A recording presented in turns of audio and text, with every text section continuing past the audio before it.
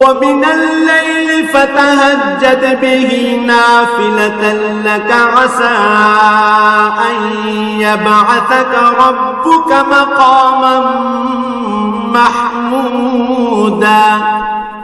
রাতের কিছু অংশে তাহাজ্জুদ নামাজ প্রতিষ্ঠা করো, এটা তোমার জন্য ফরজ নামাজের অতিরিক্ত একটা নামাজ।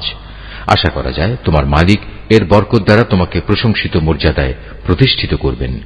وقل رب أدخلني مدخل صدق وأخرجني مخرج صدق واجعل لي من لدنك سلطانا نصيرا। তুমি বলো, হে আমার মালিক, যেখানেই আমাকে নিয়ে যাও না কেন তুমি আমাকে সত্যের সাথে নিয়ে যাও, এবং যেখান থেকেই আমাকে বের করো না কেন সত্যের সাথেই বের করো।